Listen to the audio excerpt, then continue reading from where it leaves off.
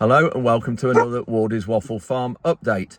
I had considered not doing one this week out of respect for the Queen dying, but I've decided to carry on and do a video, but just say a few words about the Queen. Nala, shh. Obviously Charles now is King Charles III, and I'm sure he's going to make a great king. He has said in one of his speeches that he obviously won't be able to spend the time that he has done with the charity work, and obviously that's where I've met him a few times. But I'm sure he's going to make a fantastic king. Just touching on the Queen, what a woman! What an unbelievable woman and leader we've had. Not just of the UK, of the Commonwealth, and also the world. I'll go so far as to say I don't think there's a woman with her magnitude being born in this country such as the Queen. She is an unbelievable woman. She has a sense and a knack of actually bringing reality to situations such as when we had the coronavirus pandemic. She brings a bit of calm to the nation. She's pragmatic, and just everybody looks up to her, and I cannot believe that she is not here, because she is an unbelievable woman. She really is. And when you look at the royal family, how they are looked upon the world, yes, we've had the odd idiot on social media, but we ignore those. But generally the royal family are looked upon hugely respectfully around the world. Anyway, another thing I want to just touch on before I get into this video.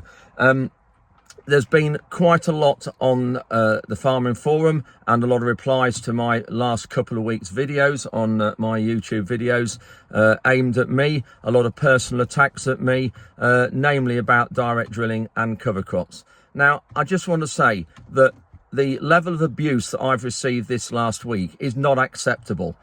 I am a strong character, and it's a good job I am. I'm going to post a link in the description of this video underneath here, just for some of you to have a look.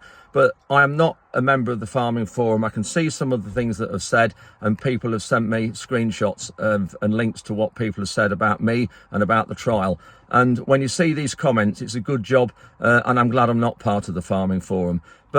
And also the comments that I've received on here. And I just cannot believe that people choose to comment on someone else's farm without actually being there.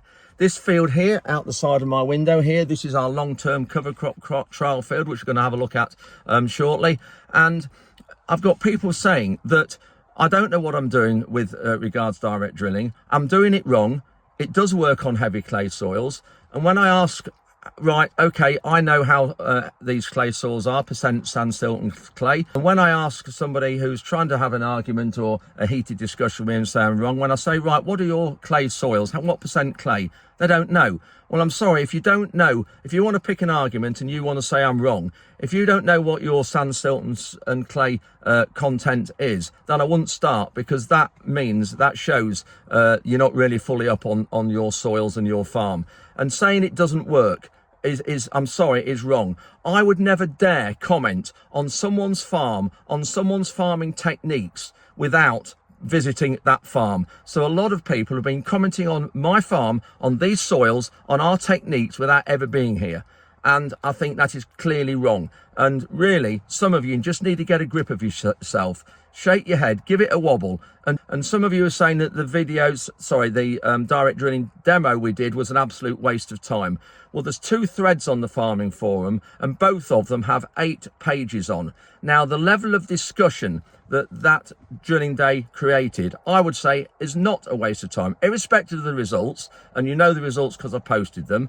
It hasn't been a waste of time, because it's created a huge amount of discussion. Thank you for those of you who supported the day and supported me. It is appreciated.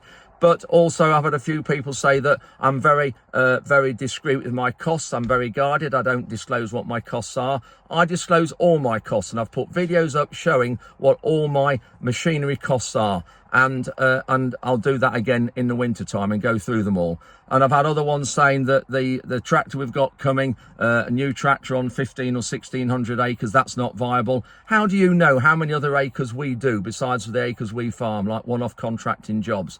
And also, how do you know the deal I struck on this tractor? How do you know what level of percent of discount I got? Because if it didn't stack up and if it wasn't viable and cost effective, I would not have done it. So please don't comment on things that you don't know about, because it really does get my rag going, I can tell you that now. And the level of abuse I've had this week is not acceptable, and there's no wonder there's mental health issues in farming.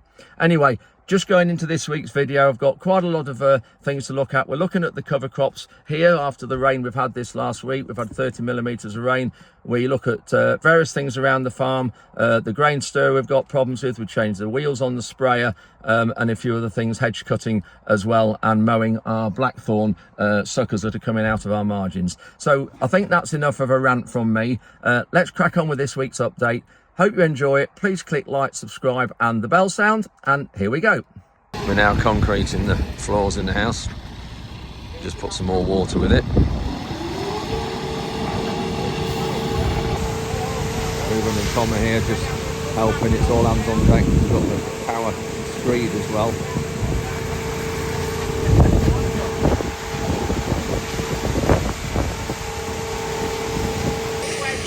That bit's all done now, the rest of the house.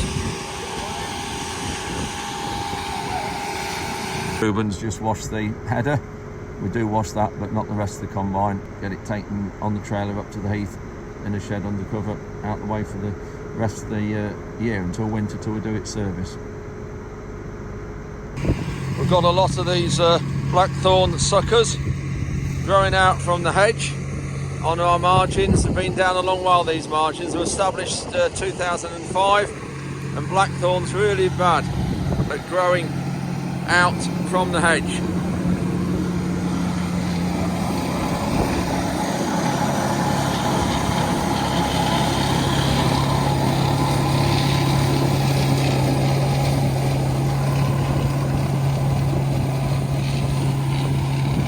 We've just changed the flails on here as well, but Ruben's going really slow, otherwise it misses him. You can see here, got some of these springing up a little bit, but chopping them down, doing a good job. It just shows if you don't manage these margins, this hedge would be right out to the edge of the field here.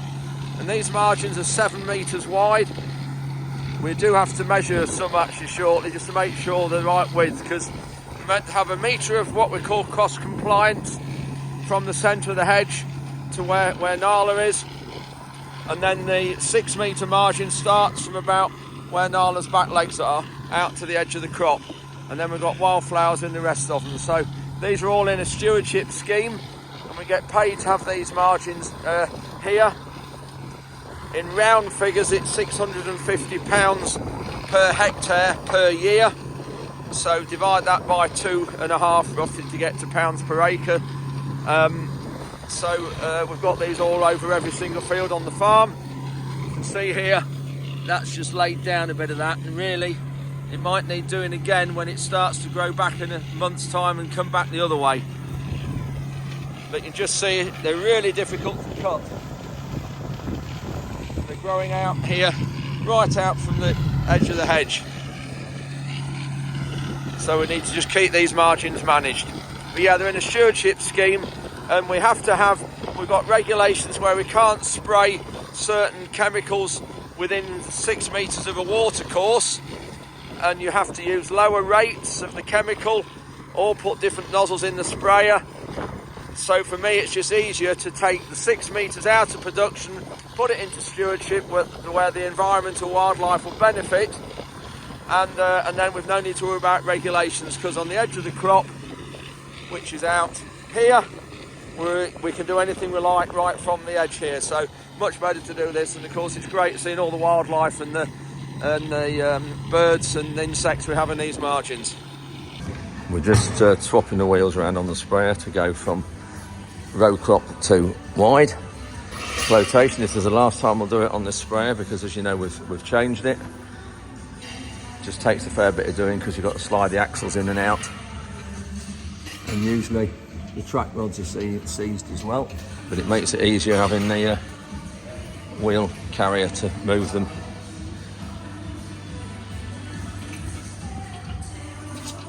lot safer.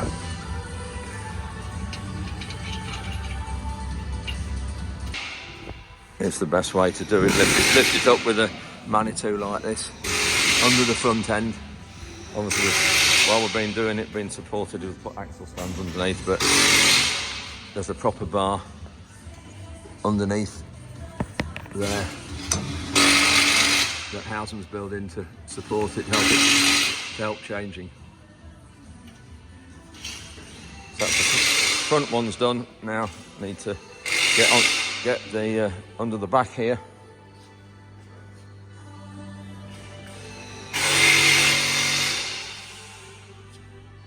So here's the track rods we have to change.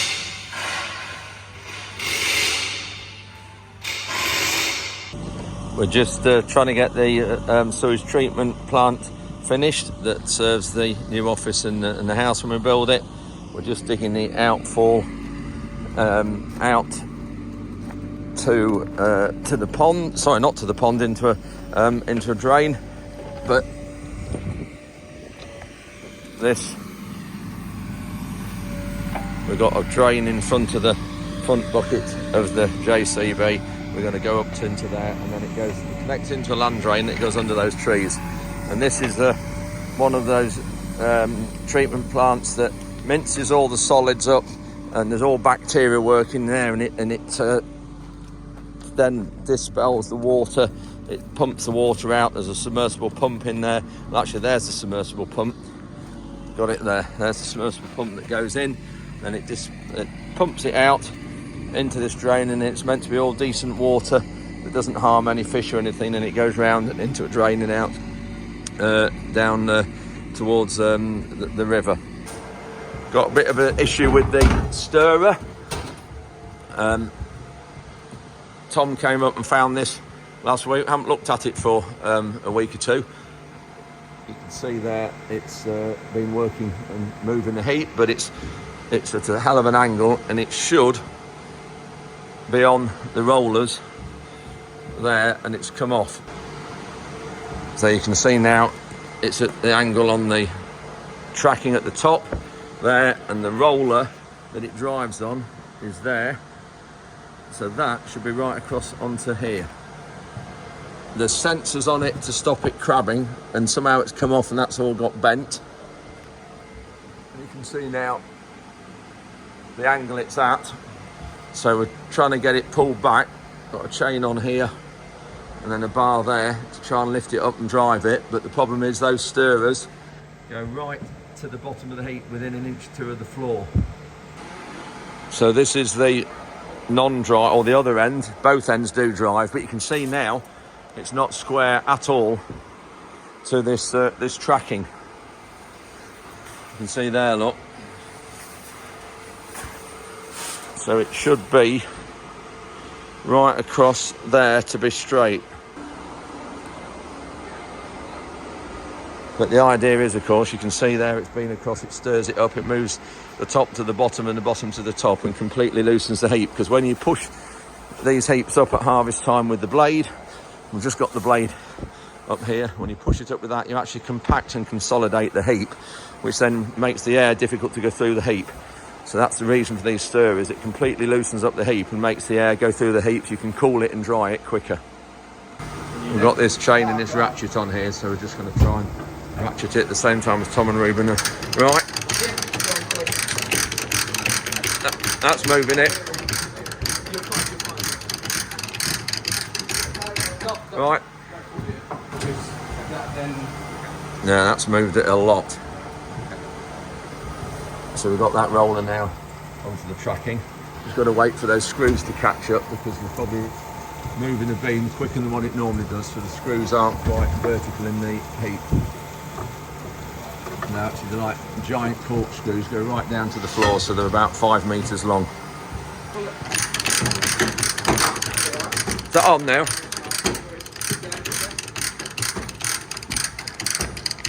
Hang on, it's on the sensor here. There, look, it's broken that beam in that sensor. Broken it, actually, yeah.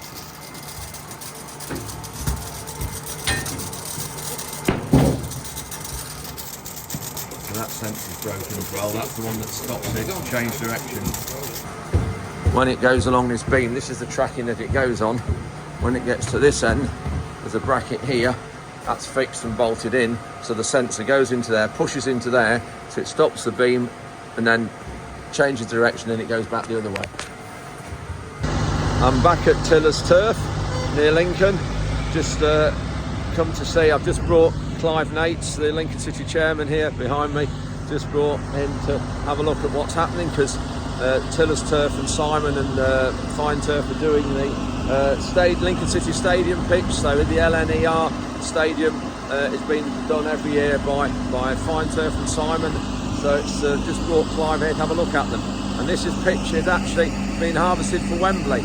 So you saw in one or two of my videos a few weeks ago, the pitch here that I focused on was being harvested for Tottenham Hotspur, and whereas this one is actually Wembley Stadium's pitch. So we'll just flick the camera around and have a quick look. This is mostly grass. There is a small amount of plastic in there. There's the disc that's cutting through. There's the roll going up.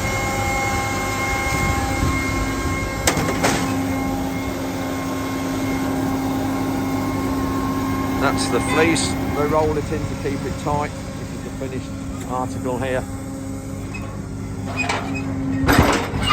One of these rolls weighs about 3/4 of a tonne. And Simon's got a gang of about 20 men down at Wembley Stadium are laying this. So it's on a lorry. They work all through the night and it's on the way down to London, and it's been laid now at Wembley. This is the plastic. This is the carpet, and it's built up with about 20 layers of sand. So this is not grass, this is plastic growing through. It's had about 40 layers of sand built up, and it's all seeded with grass. You can see a bit of the seed just there. So this is all plastic at the minute. They're thinking this will germinate and come through about after the weekend. But this is all plastic to stabilise it, and so this is what some of the pitches now in the Premier League are like this. And yeah, when you look at that, you think that's grass going through, but it's not, it's plastic.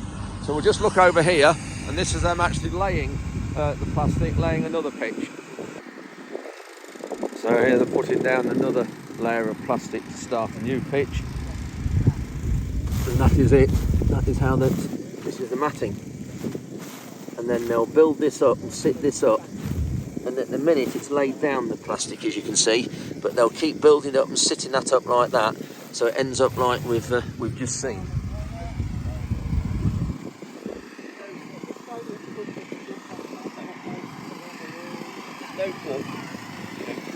So that's the carpet laid down.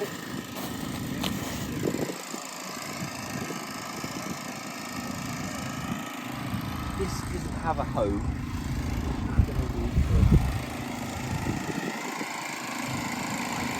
So just stitching the two together.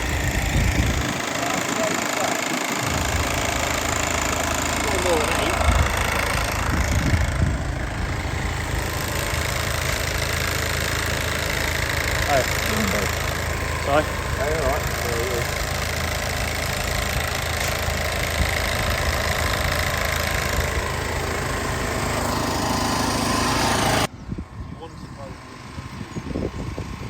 This is what's left of the Liverpool pitch. Simon's just saying that he's just relayed Anfield. This is what's left over. Obviously with the plastic in as well.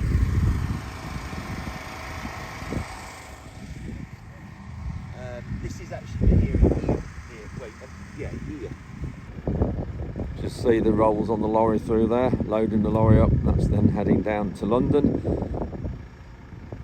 for the team to lay, who are already working at Wembley.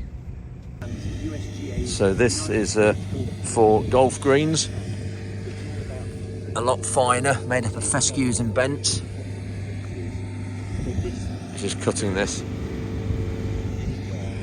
Simon's just explaining to Clive about where this goes. With the material we're growing it on.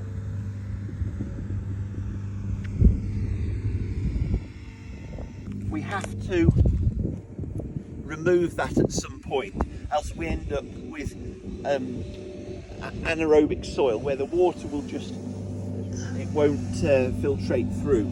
So we'll get 2 or 3 crops, and then we'll have to then come in with the corrow and take this back to natural field soil. This is imported USGA sand. Yeah. So we're harvesting the fescue bent with the USGA sand, but it leaves some thatch layer in the ground, or its root mass, probably Yes. more than thatch. So there comes a point where that root mass has to be removed, and then we start again. So that there hasn't been harvested, if you like, there at all since. This has been harvested once there, and it's regrowth. Yes. Yeah. Yeah.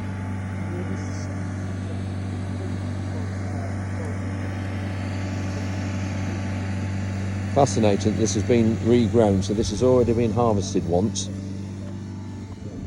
And so it started as that. This is just starting to grow. I don't know whether we can pick out some of the green sprigs in it. You can just see some of them. And that's regrowth, that is. In the bunker face, there's 45 millimetres of sand here. So when we harvest this, we harvest it as a slab for the revetting of bunker faces. I'm just moved now to one of Simon's other products he grows. These are wildflowers, and we'll have a look at those in a minute, but these go to roundabouts, they go to probably houses where they need green roofs, and any areas where they require areas that need to be stipulated in planning for wildflowers. You might have a road that's got a big water lagoon for the road, and then the planning application, the highways say they need to cover the banks of the lagoon with wildflowers. So this is where these all go to. So another one of the products. I think Simon says he grows altogether 26 different products here, so absolutely fascinating. Quite a lot of time developing, trying different compost blends, everything else to get it right. But the good thing about this is it's instant, number one. Number two, because of the suppression, you don't get the indigenous weed invasion, so you can establish a wildflower meadow very, very quickly. So most products we try and put as much perennial in as we possibly can. This is a contract grow, but in our own stuff we tend to put a few annuals in there just for a bit of first year colour. Then in year 2, that's when the perennials really kick in. So it's a couple of cuts a year. As you say, a quick wander over every few weeks, pick out anything you don't like, any sort of weeds or anything you don't particularly want in there. So what don't you like from this? This road grass here, which is called annual meadowgrass, which you'll see in the pitches at Lincoln, well, in any pitch. It's A pain. it's the nemesis of turf, anything to do with turf in cold season Europe. Every single one of these is a seed head. It'd probably be like black grass for a farmer. It would be, Yeah, it's a nightmare. You can just see the amount of seeds in here that will just No generate. chemicals at all now to kill it. So each of that one seed will generate another plant like that. And you know, that plant isn't very old, and this product with that in it is unsaleable. All our 21 turf products with this in it is unsaleable. So we're trying to stale seed bed to try and to kill this, or to sterilise the soil the best we can before we sow, or we're trying to establish crops really fast to stop this establishing. It's our nemesis, really. Every harvest we send, when it's stacked on the pallet, somebody will be there to see any weeds, anything they don't like, it'll come out at the point of harvest. So we're pretty much done with plot laying now, so the girls will be out now.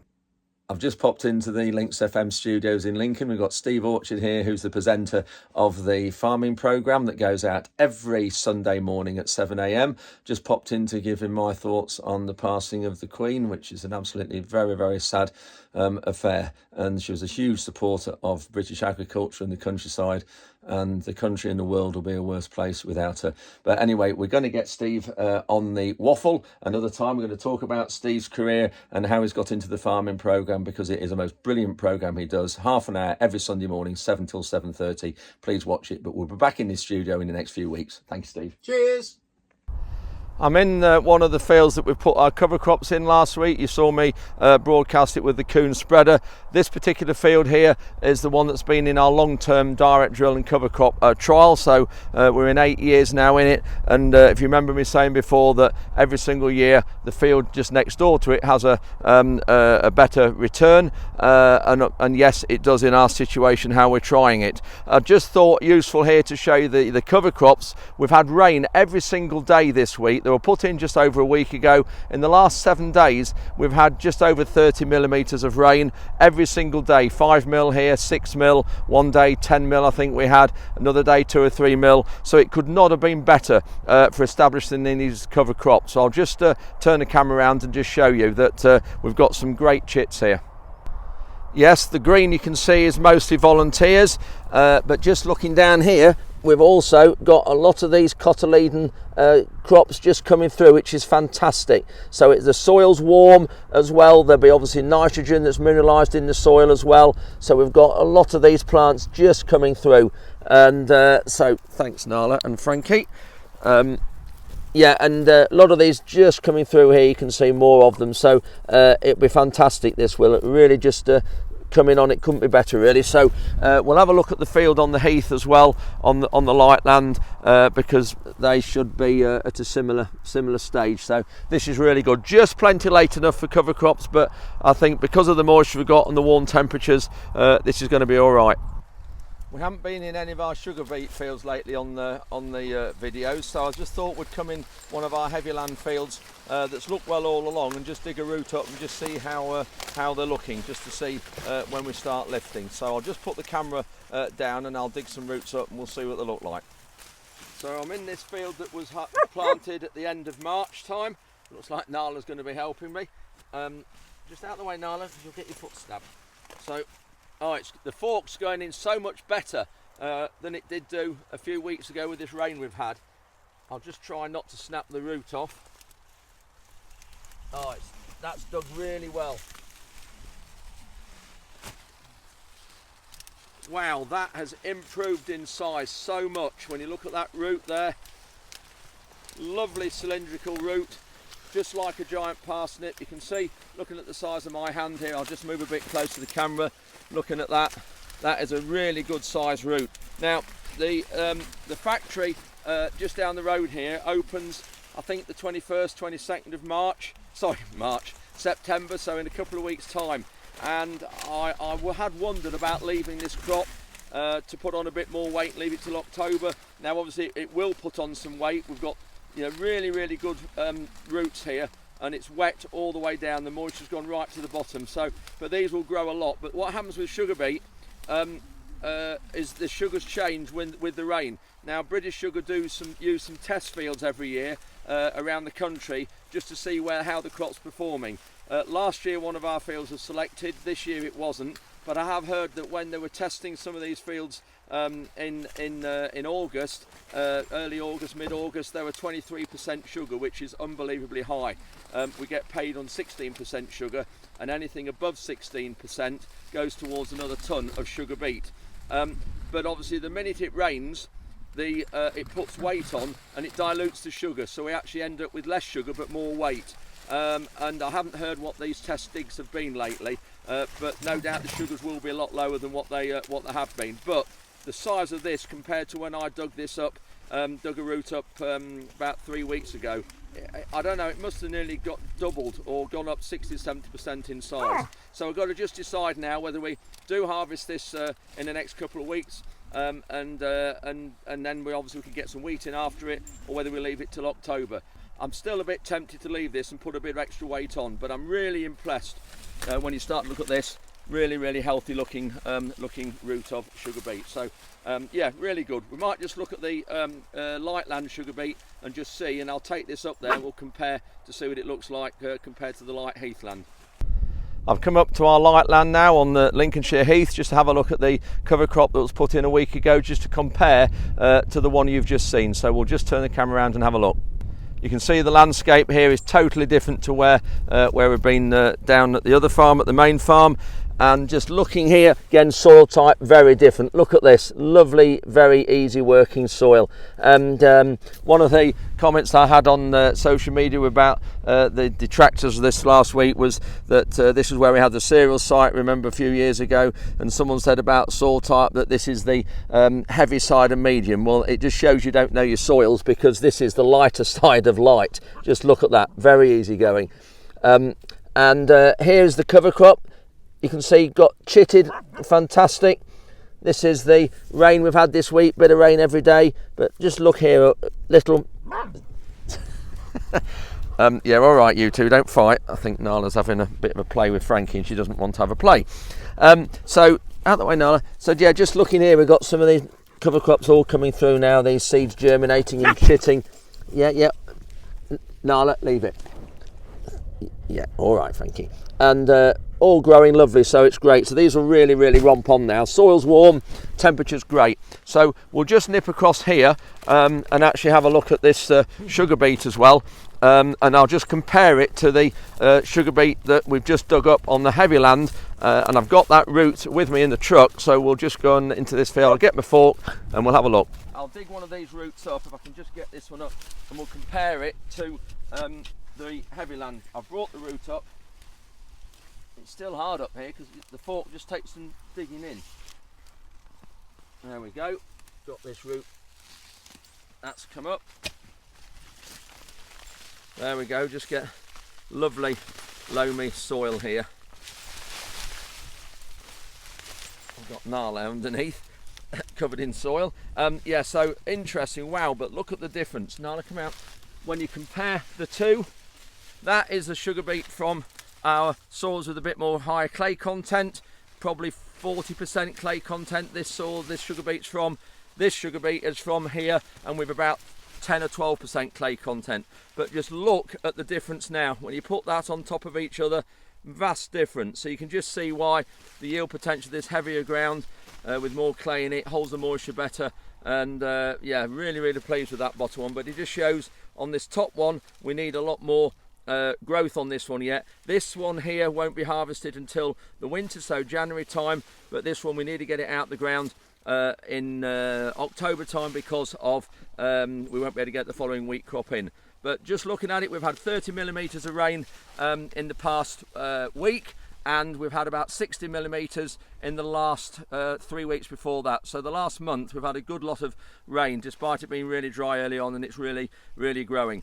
The sugar beet factory is only about 8 miles away, so that's great for local food miles. But just remember, you need 6 of these roots to make 1 bag of silver spoon sugar. Tate and Lyle is made from foreign sugar cane, so this is the one we need to be looking at. Silver spoon with a big Union Jack on the bag. But yeah, interesting when you see the 2 different sizes in roots, all down to soil type. So that's it for this week. Thank you very much for watching. Hope you've enjoyed it. Please click like, subscribe and the bell sound. And until the next time, which I think will be next Sunday, cheerio.